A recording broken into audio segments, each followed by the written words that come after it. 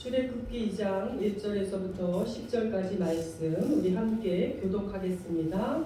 레위 가족 중 한 사람이 가서 레위 여자에게 장가들어 그 여자가 임신하여 아들을 낳으니 그가 잘생긴 것을 보고 석 달 동안 그를 숨겼으나 더 숨길 수 없게 되매 그를 위하여 갈대 상자를 가져다가 역청과 나무진을 칠하고 아기를 거기 담아 나일강과 갈대 사이에 두고 그의 누이가 어떻게 되는지를 알려고 멀리 샀더니 바로의 딸이 목욕하러 나일강으로 내려오고 시녀들은 나일강가를 떠늘 때에 그가 갈대 사이에 상자를 보고 시녀를 보내어 가져다가 열고 그 아이를 보니 아기가 없는지라 그가 그를 불쌍히 여겨 이르되 이는 히브리 사람의 아기로다. 그의 누이가 바로의 딸에게 이르되 내가 가서 당신을 위하여 히브리 여인 중에서 유모를 불러다가 이 아기에게 젖을 먹이게 하리이까. 바로의 딸이 그에게 이르되 가라 하매 그 소녀가 가서 그 아기의 어머니를 불러오니 바로의 딸이 그에게 이르되 이 아기를 데려다가 나를 위하여 젖을 먹이라. 내가 그 삭슬 주리라. 여인이 아기를 데려다가 젖을 먹이더니 그 아기가 자라매 바로의 딸에게로 데려가니 그가 그의 아들이 되니라. 그가 그 이름을 모세라 하여 이르되 이는 내가 그를 물에서 건져내었음이라 하였더라. 아멘. 맡기는 삶이라는 주제를 가지고 목사님 말씀 전해 주시겠습니다.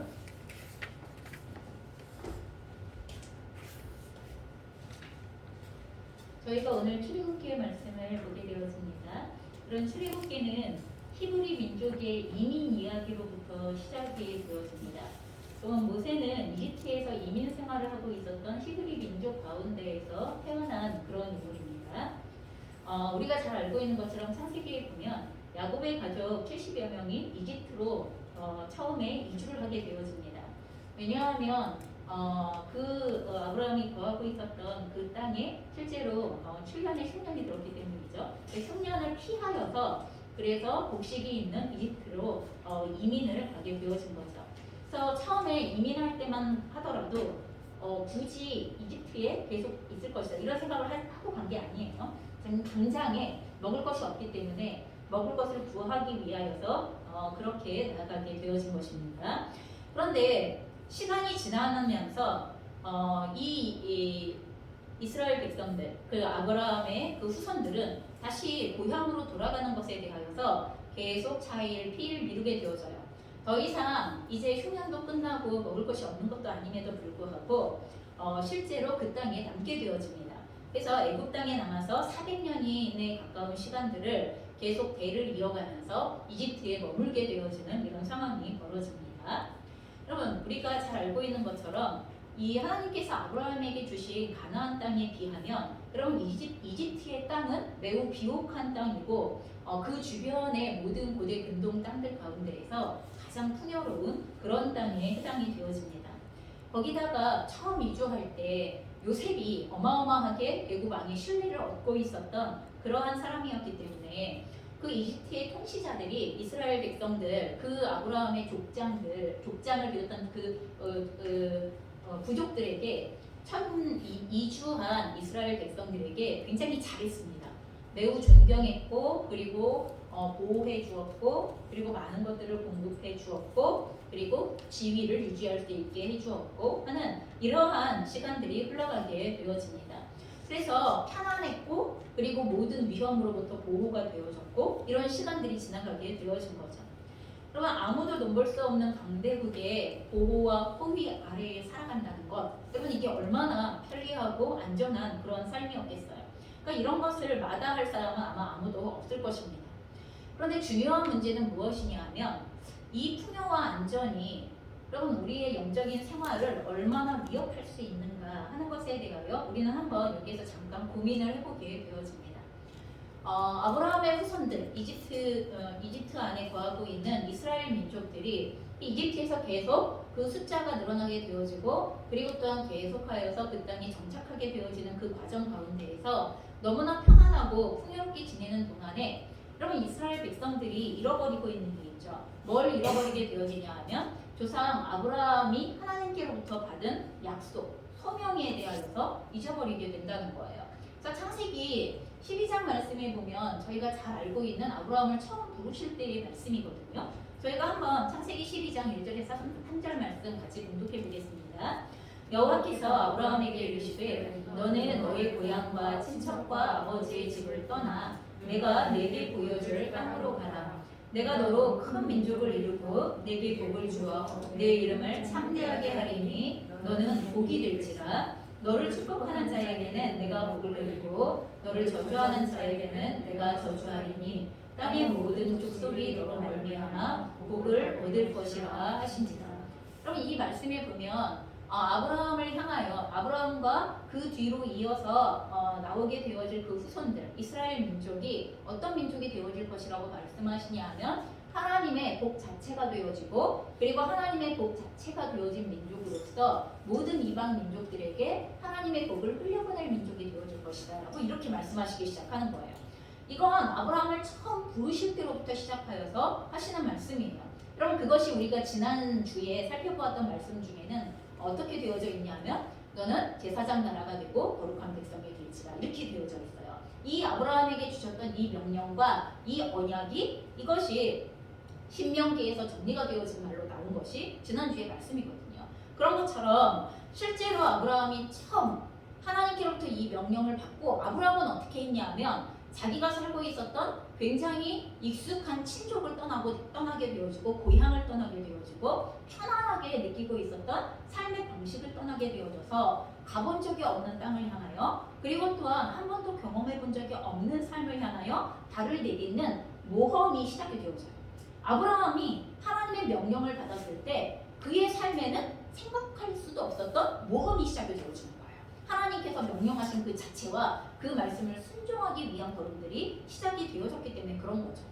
그런데 이집트에 잠시 피난하기 위하여 여러분 잠시 피난했던 것 자체가 하나님의 뜻이 아니야 이렇게 얘기할 수는 없어요. 왜요? 하나님께서 요셉을 먼저 앞서 보내셔서 그 기근에서 이스라엘 민족을 건져내시기 위하여서 그 애굽 땅에 이집트 땅에 이스라엘 백성들이 잠시 피할 수 있도록 하시는 놀라운 은혜를 허락하셨던 것이 분명히 하나님의 복이고 하나님의 보호하심이고 하나님의 돌보심이 맞습니다. 그럼에도 불구하고 그 땅 가운데 지속하여 머물고 있는 것이 이것이 하나님의 뜻이냐 라는 문제하고는 달라진다는 것입니다. 어느 순간 편리하고 편안하고 안전하고 풍족한 여기에 점점 젖어들게 되어지다 보니까 이제 더 이상 이 이스라엘 백성들은 다시 고향 땅으로 돌아가고자 하는 그와 같은 이유가 점점 사라지는 거야. 우리가 왜 고향으로 돌아가야 하지? 우리가 왜 애굽으로부터 나가야 하지? 아니 굳이 나가야 할까? 그냥 계속 여기에서 이렇게 훌륭하게 살면 되지 않을까? 너무 편안하고 보호받으면서 이렇게 살면 되지 않을까? 이러한 생각을 하게 되어진다는 것입니다. 아브라함이 하나님의 부르심을 따라 사는 편을 선택했을 때 하나님의 약속과 소명 때문에 그의 삶의 모든 안정감과 그리고 또한 그 익숙했었던 삶의 환경들을 떠나갔었던 거는 완전히 대조가 되어지는 상황들이 벌어집니다. 그러자 결국 어떤 일이 벌어지죠? 이스라엘에 대한 이집트의 학대와 폭정이 시작이 되어집니다.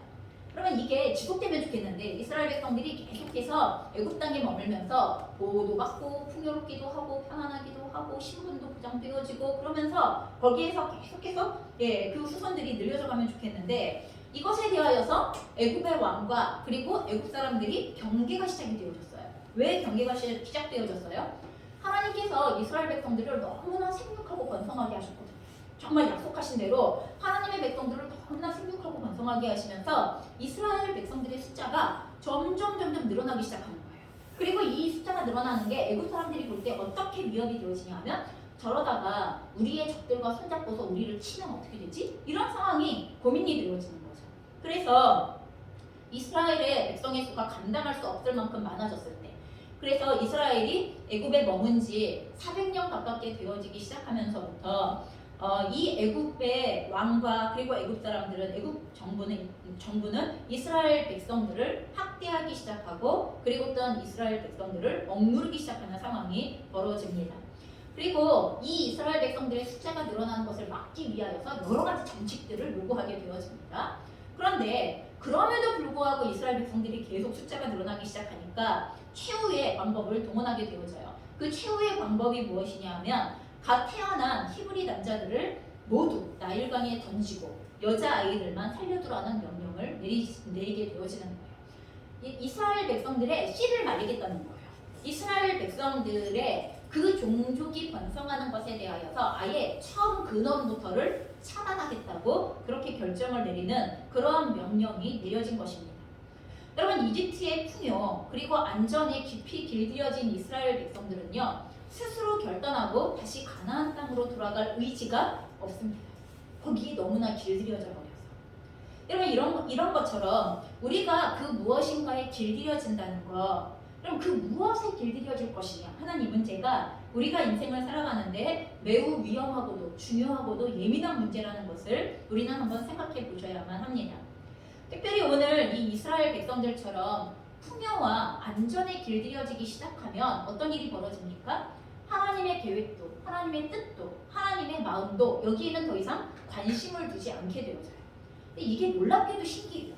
하나님이 처음에는 우리들에게 사랑하셔서 복으로 준 풍요가 있다 하더라도 처음에는 하나님이 우리에게 복을 주셨네? 이렇게 하면서 하나님께 감사하는 것도 같고 그리고 하나님의 이름을 높이는 것도 같은데, 여러분, 이 풍요가 계속 지속이 되어지거나 확대되어지기 시작하는 어느 일정 단계가 지나가고 나면 그러면 사람들이 어떻게 생각하냐 하면 풍요와 안전 자체에 길들여져 버리기 시작하면서 그게 마치 내 삶에서 당연한 것이 되어지고, 그리고 그러한 삶을 하나님께서 허락하셨다는 그 자체에 대하여서를 놓쳐버리게 되어지고, 하나님이 왜 그 풍요를 주셨을까? 하나님이 왜 그 안전을 허락하여 주셨을까? 하나님께서 왜 우리에게 이렇게 잘 살 수 있는 길을 열어주셨을까? 그럼 이러한 하나님이 풍요를 허락하여 주신 목적 자체는 더 이상 우리에게 관심의 대상이 되어지지 않는다는 거예요. 그죠? 무엇만 있으면 돼요? 풍요 자체만 있으면 돼요. 편안함 자체만 있으면 되고 안전함 자체만 있으면 되고, 더 이상 하나님을 찾는 이유도 풍요와 안정과, 여러분, 이 편안함 때문에 하나님을 찾게 되어지거나 아예 하나님을 상실하게 되어지거나 이런 상황들이 벌어져요. 이게 풍요가 우리에게 우리의 삶을 길들이기 시작할 때 가지고 오는 아주 놀라운 특징 가운데 하나라는 것을 저희가 분명히 생각하셔야 됩니다. 이스라엘 백성들을 향한 이집트의 아까 얘기했죠. 이집트의 백성을 씨부터 말려서 없애기로 작정한, 그럼 그 수를 줄여가고 그리고 이스라엘 백성들의 숫자를 줄일 뿐만 아니라 그 씨를 말리기로 한, 그러면 이와 같은 이집트의 악은 그럼 결국 이스라엘 백성들로 하여금 어떠한 상황을 낳게 되어졌느냐 하면 하나님을 드디어 다시 찾게 만들어요. 하나님께 부르짖게 만들어요. 하나님, 우리에게 왜 이런 일이 벌어집니까? 하나님, 우리가 언제까지 이 학대 그리고 이 폭정 아래에서 살게 되어집니까? 하나님, 우리가 이렇게 사는 게 맞습니까? 하나님, 우리를 이 상황 가운데로부터 건져내 주셔야 되는 것 아닙니까? 그러고 그럼 그 편안과 안전함과 편리함 가운데에서는 놓치고 잃어버리고 있었던 하나님에 대한 인식, 하나님의 백성에 대한 인식을 다시 붙잡고 찾게 되어지고, 그리고 거기에서부터 하나님의 이름을 부르는 일들을 시작하는 이스라엘 백성들의 모습을 저희가 보게 된다는 것입니다. 여러분, 이게 참 그래서 놀랐습니다. 사람은 악을 꾀하는데 하나님은 그것조차, 여러분, 그 애굽의 왕과 그리고 애굽의 당국이 이스라엘 백성들을 죽이겠다고 달려드는 상황이, 그러면 이거는 사람의 꾀입니다.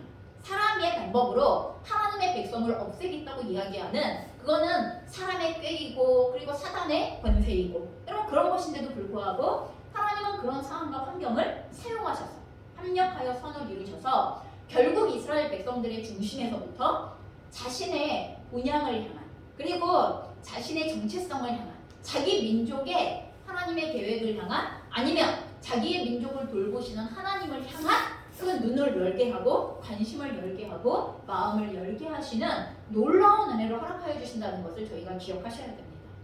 그래서 하나님은 우리의 삶에 펼쳐지는 모든 사람들의, 내 주변 사람들의 악조차를, 악행조차를, 그리고 사람들의 악한 꾀조차를 우리가 하나님의 백성일 때, 그리고 또한 우리가 하나님의 사랑받는 자녀들일 때 이 모든 것들을 합력하여 선을 이루시는 하나님이시라는 것에 대하여 저희는 그 하나님을 믿을 수 있는 분으로 신뢰하셔야 된다는 것입니다. 자, 그런 상황 가운데에서 모세가 이집트에서 태어나게 되어집니다. 오늘은 이제 본문인데, 출애굽기 2장은요 레위 가문에 속한 한 남자가 같은 가문의 한 여자와 결혼하는 이야기로 오늘 출애굽기 2장 1절이 시작이 되어집니다. 나중에 출애굽기 6장에 가서 보면 그 남자의 이름은 아므람이고 그 레위 족속의 여자의 이름은 요게벳입니다. 그래서 모세의 아빠는 아므람이고 모세의 엄마는 요게벳이라는 이름을 가지고 있습니다.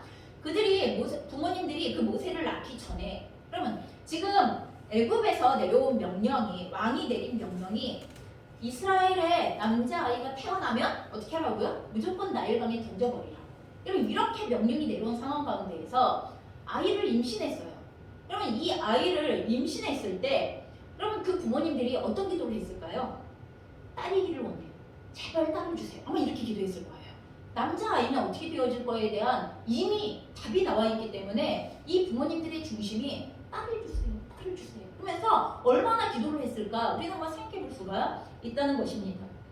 그런데 이 아이를 낳기 전에 그 위에 이 명령이 내려오기 전에 애굽으로부터 이스라엘의 남자아이를 낳으면 다 죽여버리라는 명령이 있기 전에 두 부모에게는 그 위에 있는 아들과 딸이 있어요. 큰 딸의 이름은 미리암이고 그리고 큰 아들의 이름은 아론이라는 이름을 가지고 있는 남매가 있고 그리고 세 번째 아이가 모세가 태어나는 이런 상황이 되어지는 거예요.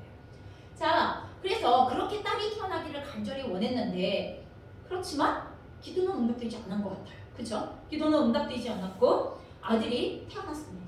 그리고 또한 그 아들은 태어나자마자 나일강에 던져져서 죽을 운명의 위기 가운데 처하게 되어집니다. 하지만 엄마 요게벳이 그 아이를 즉각적으로 나일강에 던질 수가 없었어요. 여러분 본문에 보면 뭐라고 되어져 있냐면 그 아이가 잘나서 이렇게 돼 있어요. 잘생겨서라고 돼 있어요. 근데 여러분 생각해보세요. 부모의 눈에 잘생기지 않은 아이가 있을까요? 여러분 그 말이 진짜 이렇게 여러분 신생아가 잘생겼으면 얼마나 잘생겼을까요? 한번 생각해보세요. 그 태어난 아기를 보신 부모님들은 다 알아요. 아무리 신생아가 잘생겼다고 해도 정말 잘생겨서 그 아이를 죽일 수 없었겠어요? 부모님의 눈에 보기에 그 아이는 그저 사랑스럽고 그저 잘생긴처럼 보이는 그리고 정말 특별해 보이는 내 아이는 다 특별하잖아요. 그렇게 생각되어졌기 때문에 그 말을 하나님께서 잘생긴 아이라고 이렇게 표현을 해놓으시는 거예요. 자, 그런데 그 아이가 태어나서 바로 나일강에 던져야 되는데 그 태어난 아이의 얼굴을 보고 눈망울을 볼 때 던질 수 있겠어요? 그 아이를 나일강에? 태어나자마자? 최근에 신기한 뉴스들이 나오죠. 갓 태어난 아이를 탯줄조차를 그대로 휴지통에 던져버리거나 아니면 변기 안에 넣어버리는 이러한 말도 안 되는 엄마들의 그러한 모습이 뉴스에 나오곤 해요. 근데 이건 진짜 그분이 이상하신 분이신 거죠. 그분이 이상하신 분이신 거고 그분이 약간 정신적인 문제가 있거나 심리적인 문제가 있거나 뭐가 문제가 있는 분이에요. 진짜 엄마는요 절대로 그럴 수 없습니다. 태어난 그 아이의 눈망울과 그 얼굴을 바라보면서 어떻게 그 아이를 나일강에 집어넣을 수가 있겠어요. 그래서 이 엄마 요게벳은 어떻게 했습니까? 아이를 숨길 수 있을 때까지 숨겨서 길렀어요. 그게 3달이에요. 3달 동안을 숨겨 길렀다고 되어져 있어요. 아기의 울음소리가 아마 그 정도로 크지는 않았나 봐요. 최대한 숨길 수 있을 정도로 숨긴 상황이 되어진 거예요. 하지만 더 이상 숨길 수 없게 되어졌을 때 요게벳은 갈대로 만든 상자를 구해다가 그 갈대 상자 안으로 밖으로 역청과 손질을 발라요.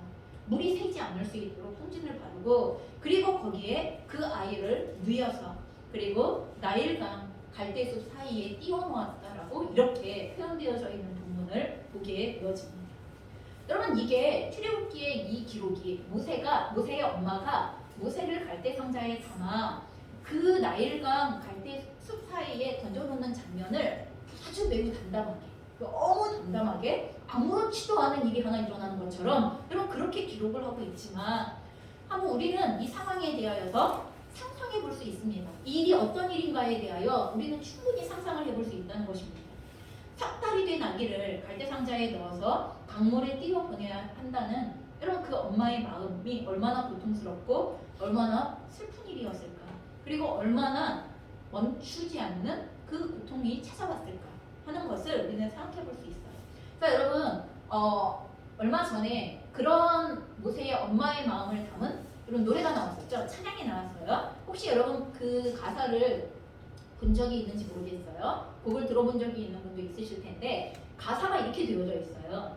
작은 갈대 상자 물이 새지 않도록 엽천과 나무진을 칠하네.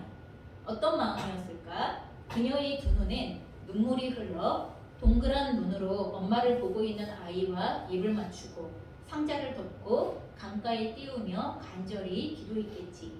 정처 없이 강물에 흔들흔들 흘려내려가는 그 상자를 보며 눈을 감아 보이는 아이와 눈을 맞추며 주저앉아 눈물을 흘렸겠지.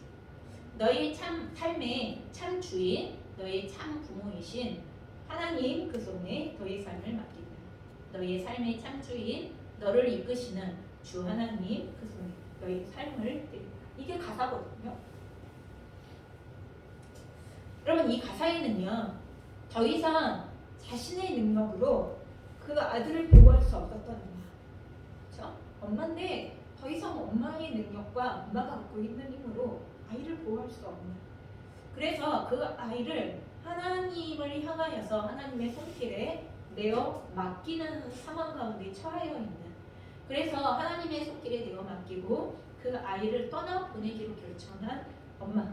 이런 엄마의 마음이 굉장히 잘 담겨 있어요. 여러분 그 아이가 어떻게 될지 요기벳은 몰라요.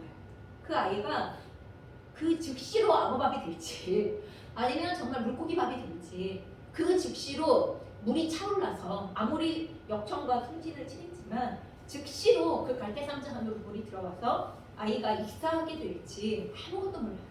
아무것도 모르지만 이제 어쩔 수 없어요. 할 수 있는 게 없기 때문에 그저 하나님께 이 아이의 운명을 맡기고 하나님께 이것을 이 아이를 내어드리는 것밖에는 할 수 있는 게 아무것도 없어요. 그래서 이 행동은 하나님의 차분에 아이를 맡기는 행동이에요. 이런 부모님들이 아이를 부모의 의지가 아닌 부모의 능력과 힘이 아닌 하나님의 손에 내어놓는다는 건 이건 굉장히 어려운 일입니다. 설사 엄마 아빠를 하더라도 이것을 하는 것은 그렇게 쉬운 일이 아니에요. 내가 없으면 쟤는 죽을 것 같아. 내가 없으면 쟤는 잘 살지 못할 것 같아. 내가 없으면 쟤는 아무것도 할 수 없을 것 같아. 내가 없으면 쟤는 의지할 데가 없을 것 같아. 내가 없으면 쟤는 천혜의 고아가 될 것 같아. 여러분 이게 엄마 아빠들의 마음이거든요. 그럼 그렇기 때문에 설사 그 엄마 아빠가 하나님의 손에 아이를 내어 맡긴다라는 이게 설사 더 이상 할 수 없는 이런 상황이라 하더라도 요기벳의 상황이라 하더라도 이건 결코 쉬운 결정이 아니라는 것입니다. 그리고 할 수 있는 일이 더 이상 없음을 알았을 때 이 나일강에 뛰어보냈던 요게벳의 중심에 어떻게 기도했을까? 하나님께 어떤 마음으로 어떻게 기도했을까라는 걸 우리는 능히 짐작해 볼 수 있을 것입니다. 갈대상자에 실려 내려가던 아이는 나일강으로 나온 이집트의 공주에게 발견이 되어집니다. 그래서 6절에 어떻게 표현이 되어져 있냐면 공주가 그 아이를 보고 불쌍히 여겼다 이렇게 표현되어져 있어요. 여러분 공주도 히브리 남자아이들이 나일강에 버려져 죽는다는 것을 알아요. 그게 왕의 명령이라는 것도 알아요. 그래서 이 갈대상자 안에 있는 이 아이가 히브리 남자아이일 거라는 걸 너무 당연히 잘 알아요. 그런데 공주로서 왕의 명령을 거역한다? 여러분 이건 결코 쉬운 일 아니에요. 그럼에도 불구하고 여러분 이 공주가 이 아이에 대하여 어떻게 느꼈대요? 그 아이를 보고 불쌍히 여겼다. 라는 불쌍히 여겼다는 건 찌찌하고 그냥 흘려보냈다는 게 아니라 거기에서 어떤 행동을 했다는 거죠. 이 아이를 살리기로 결정했다는 거예요. 여러분 이건 하나님의 놀라운 은혜입니다. 하나님의 놀라운 일하심의 역사, 하나님의 감동하심의 역사가 아니고는 절대로 이게 그렇게 쉽게 일어날 수 있는 그런 일이 아니라는 것을 우리는 생각해 보셔야 합니다. 하나님이 공주의 마음을 만지신 것입니다. 역사하신 것입니다. 그래서 하나님의 개입이 없이는 그런 마음을 가질 수 없죠. 그 순간 아이를 살리기로 결정하는 것을 보고 있었던 여러분 그 동생이 갈대상자에 담겨져 나일강에 띄워진 것을 미리암이 옆에서 계속 보고 있었어요. 누나가. 그리고 그 누나가 공주가 아이를 안는 순간 잽싸게 앞에 나가서 얘기해요. 혹시 유모 필요하세요? 이렇게 물어봐요. 굉장히 지혜로운 누나예요. 혹시 유모 내 동생이라는 얘기 안 하죠. 절대로 내 동생이고 뭐 이런 얘기 없어요. 혹시 공주님 유모 필요하세요? 이를 물어봐요. 그래서 유모가 필요하다고 하자 자기 엄마를 갖다 소개시켜주죠. 그래서 모세가 자기 엄마의 품에서 젖을 먹으면서 엄마는 젖 먹여주는 값으로 공주로부터 돈을 받아요. 여러분, 이런 일들이 모세가 하나님의 놀라우신 은혜 안에서 생존했을 뿐만 아니라 엄마의 품 안에서 히브리인으로 자라나게 되어지고 이스라엘 백성으로 자라날 수 있었던 기회를 얻게 되어진 놀라운 은혜가 펼쳐졌다는 것을 저희가 잘 알고 있습니다. 여러분, 저희는요 일반적으로 하나님에 대하여 어떤 생각을 가지고 있는 경우가 많냐 하면 하나님은 우리가 잘 알 수 없는 분, 이런 생각을 갖고 있을 때가 많아요. 여러분, 그런데 이렇게 하나님을 잘 알 수 없는 분이라고 아예 답을 정해버린 상태에 있을 때 우리가 실제로 하나님을 알 수 없는 분이라고 규정하는 가장 큰 실제적인 이유는 왜 그러냐 하면, 여러분, 우리가 믿는 하나님이 너무나 크신 하나님, 여러분, 우리가 믿는 하나님이 너무나 크신 하나님이라 너무나 작은 우리가 그 크신 하나님을 다 이해할 수 없을 때가 많기 때문에 그래요. 그분이 너무나 거대한 분이시기 때문에 우리는 너무나 좁고 작은 마음과 제한적인 지식을 가지고 있는 존재이다 보니까, 그럼 이 거대하신 분에 대해서 모든 것을 다 알기가 너무 어렵죠. 그러니까 아예 그 알려고 시도조차를 하지 않은 상황 가운데에서 그냥 하나님은 알 수 없는 분, 이렇게 규정해버리거나 이렇게 생각해버리고 단념해버리는, 하나님을 알기를 단념해버리는 이런 경우가 너무나 많다는 것입니다. 하나님의 뜻, 계획, 그리고 그분이 행하시는 일에 대하여서 우리가 알지 못할 때가 너무나 많기 때문에 더 이상 알려고도 하지 않는 그냥 무지한 상태를, 아니면 아예 그분에 대하여서 알지 않기로 결정하는 상태를 유지하고 있는 이런 경우들이 많다는 것입니다. 여러분, 이것은요 어린 자녀예요. 어린 자녀가 부모의 생각과 행동을 다 이해하지 못하는 것과도 같은 이유입니다. 여러분, 어린 아이가 부모의 생각과 그리고 부모의 느낌과 부모의 지혜에 대하여 다 이해할 수 있으면 그게 어린 자녀예요? 아니죠. 우리는 어린 자녀가 부모를 다 이해하지 못한다고 해서 너는 왜 그러니 이렇게 얘기 안 해요. 그런데도 불구하고 중요한 건 아이들이 부모에 대한 그 지식들이 매일매일 날로 새로워져 가기 시작하는 이 과정들을 거쳐간다는 것을 저희가 놓치지 않으셔야만 합니다. 우리가 보고 느끼고 생각하는 것이 제한이 되어져 있어서 하나님의 광대하심을 다 이해하지 못하는 것 역시도 어린 자녀가 부모들의 모든 것들을 헤아리지 못하는 것과 굉장히 비슷한 상황 가운데 놓여져 있다는 것을 우리가 기억하셔야 한다는 것입니다. 여러분, 그럼에도 불구하고 하나님은 정말 알 수 없는 분이셔. 하나님은 정말 우리가 그 모든 것에 대하여 다 이해할 수 없는 분이셔. 여러분, 이러한 생각을 하고 있다 하더라도 저희가 하나님에 대하여 알 수 있는 게 있죠. 어느 만큼 알 수 있느냐 하면 예수 그리스도께서 이 땅 가운데 오셔서 하나님이 어떤 분이심을 우리에게 보여주신 것만큼, 여러분, 그것만큼 우리는 하나님이 어떤 분이신가에 대하여서 알 수가 있다는 것입니다. 그러면 도대체 예수님께서 우리에게 이 땅 가운데 오셔서 우리에게 보여주신 하나님은 어떤 하나님입니까? 여러분, 그것이 바로 십자가의 하나님이신데, 여러분, 그 하나님은 어떤 하나님이세요? 우리를 대신하여 죽기까지 우리를 사랑하신 하나님. 여러분, 다른 건 다 몰라도 십자가의 하나님은 우리를 사랑하여서 우리의 죄를 대속하기 위하여서 자신의 생명을 내어주심으로 우리를 사랑하신 하나님이라는 것만큼은 십자가의 하나님을 볼 때 우리에게 계시되어지는 하나님의 성품이고 하나님에 대한 지식이고 하나님에 대한 계시의 지식이라는 것을 우리가 알 수가 있다는 것입니다. 그리고 이것은 그 무엇과도 바꿀 수 없는, 변할 수 없는 진실의 영역입니다. 예수님이 이 땅에 오셨어요. 우리의 죄를 대속하기 위하여 십자가에 못 박혀 죽으셨어요. 여러분, 이거는 역사적인 사실이며 그리고 또한 역사적인 기록이기 때문에 우리가 없는 걸로 치자고 얘기할 수 있는 그런 내용이 아니라는 것입니다. 그래서 하나님의 우리를 향한 사랑은요, 자신의 생명을 맞바꾸신 사랑이라는 것, 여러분, 이것 하나만큼은 우리가 정확하게 알고 또한 믿고 또한 신뢰할 수 있는 영역에 해당이 되어지는 것입니다. 여러분, 이것이 우리가 하나님을 믿고 그리고 하나님께 우리를 전적으로 맡기고 사랑할 수 있는 여러분 가장 기초가 되어지는 믿음의 내용이고 가장 근원이 되어지는 믿음의 내용이라는 것을 기억하셔야 됩니다. 오늘날 너무나 많은 사람들이 기독교 신앙에 대하여 오해하는 것 중에 하나가 뭐냐 하면, 그럼 우리가 모든 것을 다 알아야 하고 모든 것을 다 이해해야 한다는 거예요. 여러분, 모든 것을 알 수 있고 모든 것을 이해할 수 있다면 물론 좋습니다.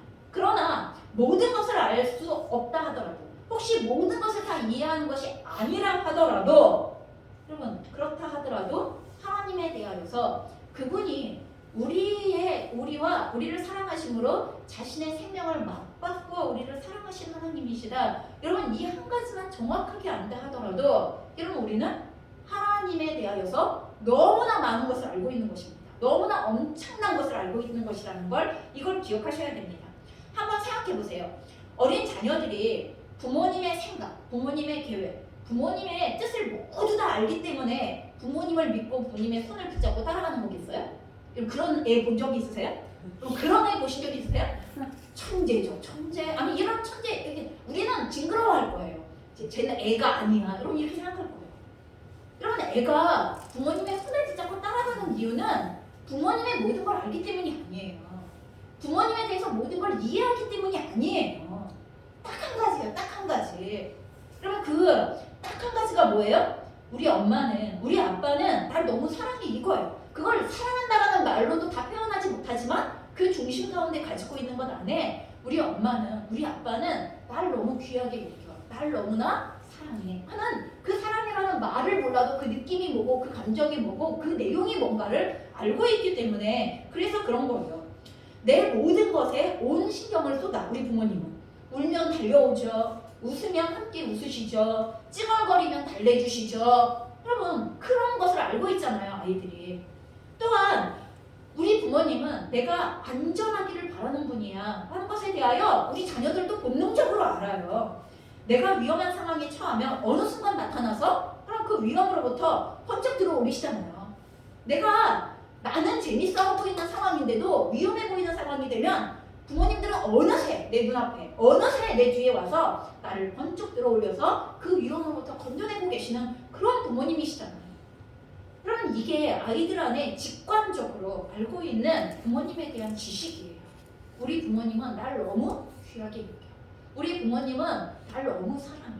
그러면 이것 하나 때문에 아이들이 부모님이 내미는 손을 마다하지 않고 그 부모님이 손을 내미실 때 그 손을 꽉 붙들고서 부모님이 가자 하는 대로, 어디로 가는지도 몰라요. 그렇죠? 부모님이 어디로 가자고 말도 안 해도 부모님이 가자 하고 손 내밀면 그 손을 꽉 붙들고 함께 떠나기를 시작하는 거예요. 절대로 우리의 자녀들은 부모님의 모든 것을 다 아는 것이 아니라는 것입니다. 여러분 그것은 우리가 하나님에 대하여 모든 것을 다 알지 못하는 이 순간, 하나님에 대한 모든 것을 다 이해하지 못하는 이 순간에, 그럼에도 불구하고 우리가 하나님의 손을 붙잡고 떠날 수 있는 이유가 되어진다는 거예요. 믿음의 근거가 되어진다는 거예요. 아브라함이 그랬어요. 아까 우리가 보았던 아브라함이 처음 출발할 때 절대로 하나님에 대한 모든 걸 다 알아서 출발을 했던 것이 아니라는 것을 저희는 분명히 기억하셔야 한다는 것입니다. 그래서요, 이런 내용을 성경에서는 이렇게 언급하게 되어집니다. 믿음이 없이는 하나님을 기쁘게 해드릴 수 없습니다. 하나님께 나아가는 사람은 하나님이 계시다는 것과 하나님은 자기를 찾는 사람들에게 상을 주시는 분이시라는 것을 믿어야 합니다. 라고 그 믿음의 내용이 무엇이어야 하는가에 대한 너무나 단편적인 지식을 우리에게 알려주시는 거죠. 하나님은 인간이 하나님을 찾기도 전에 이 땅에 우리를 찾아오셔서 우리를 얼마나 사랑하시는지 십자가의 죽음을 통하여서 자신의 우리를 향한 사랑을 증명하신 분이세요. 그럼 하물며 우리가 찾기도 전에 그랬는데, 그럼 우리가 자신을 찾는 사람들에게, 그럼 하나님을 찾는 사람들에게는 하나님이 어떻게 하시겠어요? 하나님은 그것에 대해 어떻게 하시겠냐는 거예요. 하나님께서는 우리가 하나님을 찾으면 그렇구나, 바로 이때구나, 그럼 이렇게 생각하신다는 거예요. 바로 이때가 내가 예비했던 상을 줄 때구나, 그럼 이렇게 생각하신다는 거예요. 내가 쟤에게 주려고 했던 그걸 줄 때가 바로 이때구나, 이렇게 생각하신다는 거예요. 제가 나를 찾아? 제가 나를 불러? 제가 나의 얼굴을 구해? 그러면 바로 이때구나라고 하나님은 그때를 절대 놓치시지 않고 예비하셨던 은혜를, 예비하셨던 사랑을, 예비하셨던 하나님의 복을 우리에게 주시는, 하나님의 상을 주시는 때라고 이렇게 생각하신다는 것입니다. 여러분 하나님은 우리에게 상을 주시고 싶어서 상을 줄 명분, 핑계를 찾고 계시는 분이신 거죠. 그랬던 하나님께서 우리가 하나님을 찾는 순간, 그래 바로 그때가 지금이야 라고 그 순간을 결코 놓치시지 않으신다는 것입니다. 그럼에도 얼마나 많은 사람들이 하나님을 어떻게 생각합니까?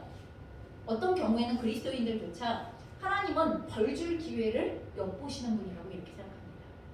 우리를 향하여서 진노의 잔을 쏟아붓기를 언제나 대기하고 있는 것. 우리의 머리 위에 진노의 잔을 가져다 놓고 지금일까? 지금 쏟아부을까? 아니면 이따가 쏟아부을까? 지금 하나님의 분노를 쏟아부을까? 지금 하나님의 벌을 쏟아부을까? 그럼 이런 하나님으로 하나님을 오해하고 있는 사람들이 얼마나 많은가에 대하여서 혹시 나는 그런 사람이 아닐까? 내가 이것 하나 잘못했다고 해서 옳다구나. 지금이 벌 줄 때구나. 이러신 하나님일까? 우리가 착각하지 않으셔야 한다는 것입니다. 오늘 본문의 요게벳, 모세의 어머니 역시 하나님에 대한 모든 것을 다 알지는 못했습니다. 여러분 히브리인들에게는 성경이 없었잖아요. 그 당시 애굽에 있었던 히브리인들에게는 성경조차도 없어요. 그들에게 전수되어져서 아브라함 때로부터 전수되어져서 조상 때로부터 이어져 내려온 그 전수되어져 온 신앙밖에는 말씀의 그 어떤 것도 남아있지 않은 그러한 시대. 그러니 하나님에 대한 모든 것을 안다는 건 불가능합니다. 하지만 요게벳에게 있어서 하나님의 계획 보이지 않았습니다. 하나님의 뜻 모르겠습니다. 하나님의 능력은 의심스럽기 짝이 없습니다. 왜요? 지금 이스라엘 백성들이 겪고 있는 상황, 수많은 이스라엘의 남자아이들이 죽어가고 있는 이 상황에 하나님이 가만히 있는 것처럼 보이시거든요. 여러분 그러니 하나님은 정말 능력이 있는 분이 맞아? 오히려 의심하고 하나님의 그 능력에 대하여 호소하고 싶은, 당신이 진짜 하나님이시라면, 당신이 정말 계시다면 이래도 됩니까? 라고 말하고 싶은 그런 상황일 거예요.